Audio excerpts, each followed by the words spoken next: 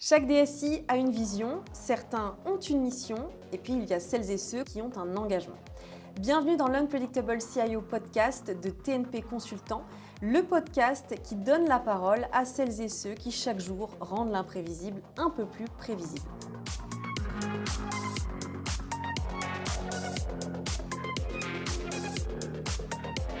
Je m'appelle Éléonore Balenci et c'est un véritable privilège de vous accompagner dans ce nouvel épisode au cœur de la transformation numérique. Aujourd'hui, on accueille un DSI pas comme les autres. Henri Pideau, directeur des actifs numériques de groupe SNCF et président du fonds 574 Invest. On va parler gouvernance, cloud, IA, mais aussi conviction, déclic et même super pouvoir. Bref, tout ce qu'on ne lit pas dans un rapport de transformation digitale.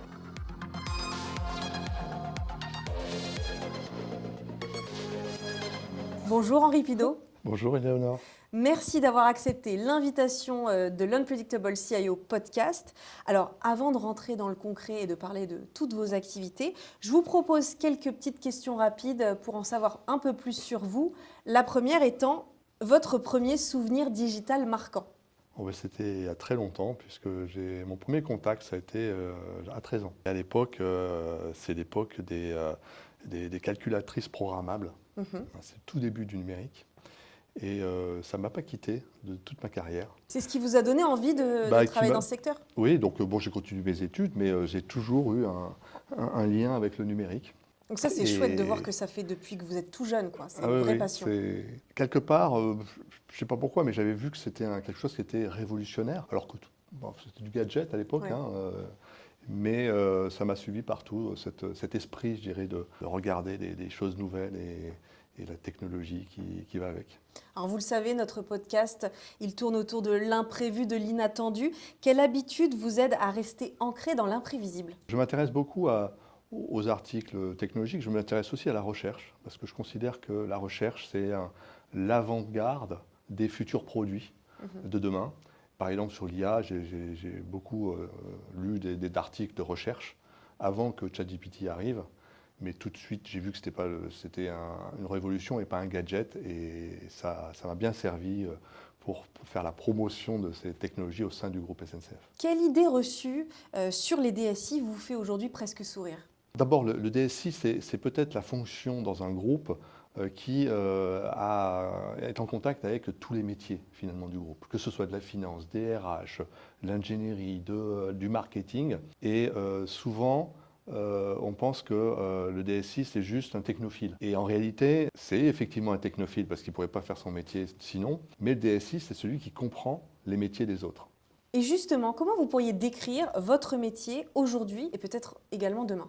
Aujourd'hui, le DSI est souvent mobilisé à réduire ses budgets. En réalité, je pense qu'il a un autre rôle aussi, c'est de faire comprendre à l'ensemble de l'écosystème que la technologie, c'est aussi un moyen de trouver des choses nouvelles, de trouver des optimisations, de trouver des simplifications, et qui accompagne finalement les métiers. En réalité, l'endroit où on fait le plus d'économies, c'est quand on simplifie le système d'information. On élimine ce qui ne sert plus.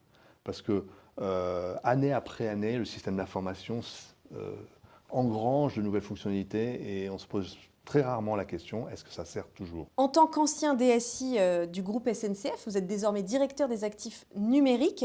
Quelles sont vos nouvelles responsabilités ? 6 ans en tant qu'opérationnel sur la DSI, c'est quand même très, très important, et durant les JO en plus.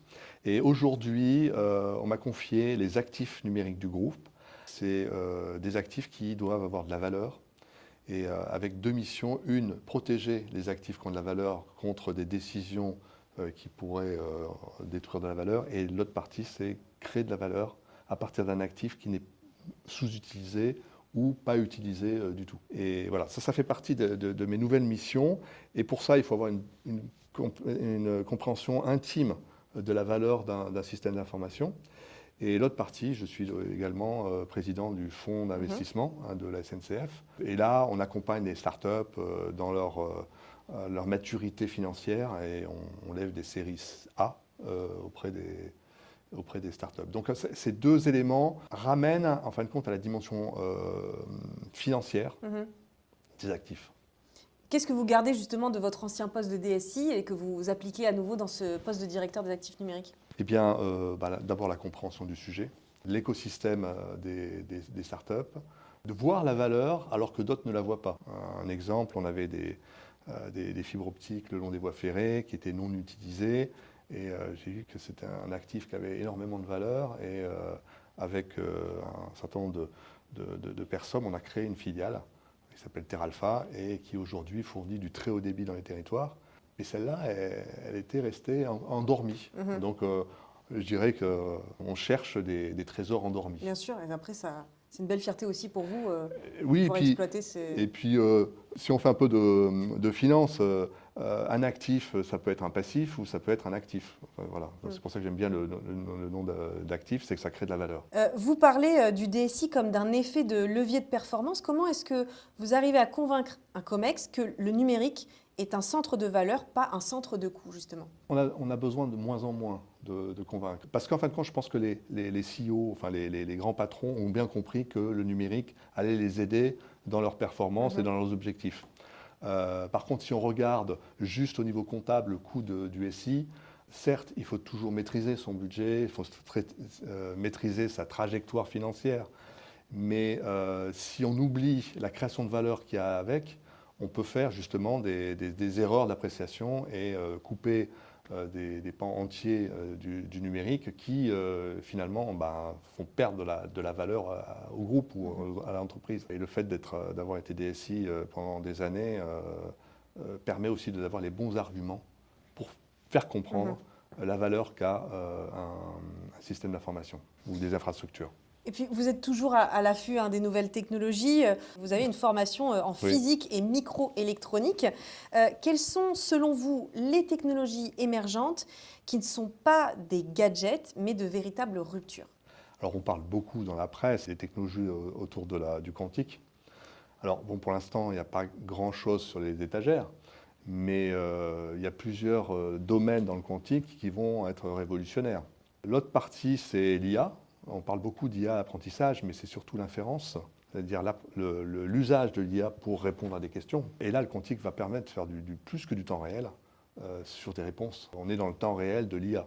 Et puis le dernier, c'est une petite cerise sur le gâteau, c'est l'intrication quantique et la communication spatiale par intrication quantique. Et là, on est dans le comment dire, la science-fiction. Oui, c'est ce que j'allais dire. C'est-à-dire qu'à ce stade-là, l'intrication quantique pourrait permettre de piloter un robot sur Mars en temps réel. En temps réel, oui. À quel horizon vous voyez cette technologie passer justement de la science-fiction à la réalité? Il y a des laboratoires de recherche qui ont fait des choses assez intéressantes dans le domaine, mais ça peut arriver dans les 10 ans, les 15 ans, peut-être demain. On l'a bien vu avec le ChatGPT, c'est arrivé du jour au lendemain, pas pour ceux qui connaissaient un peu la recherche, et tout de suite ça a été une révolution. Je pense que le quantique, on va être dans la même dynamique. C'est-à-dire qu'on ne peut pas anticiper quand est-ce que ça va sortir, mais le jour où ça va sortir, il faudra être prêt. Et je pense que c'est important d'anticiper, bien sûr.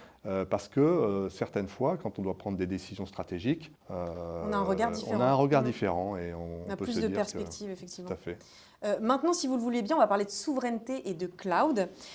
Aujourd'hui, face à la puissance des grands clouders américains, vous dites qu'outre-Atlantique, le jeu, finalement, il n'est pas terminé face aux GAFAM. Que faudrait-il concrètement pour créer une puissance numérique souveraine en Europe? Pourquoi je dis que finalement, c'est pas perdu, c'est qu'il y a des grandes entreprises en France et en Europe qui ont des actifs, que ce soit des data centers, que ce soit des réseaux de communication de fibres, des compétences dans le domaine, qui aujourd'hui sont dans leur périmètre, mais si ces actifs étaient mis en commun, on pourrait imaginer être beaucoup plus gros que des GAFAM. Quand on regarde les budgets informatiques des grands groupes, par exemple SNCF, on est entre 2 milliards et 3 si on y ajoute la partie ferroviaire, mais EDF, ils sont à peu près à 5 milliards. La Poste, c'est à peu près aussi équivalent. Enfin, on voit qu'il y a des masses qui sont énormes et qui peuvent rivaliser avec des grands du cloud. Et ça revient au même sujet que la valorisation des actifs. Quand on regarde AWS, Amazon, leur fortune s'est faite sur la mise à disposition d'un actif auprès du grand public. Et c'est le fameux AWS, Amazon Web Services. C'est rien d'autre que l'informatique interne d'Amazon qui a été mise à disposition du grand public.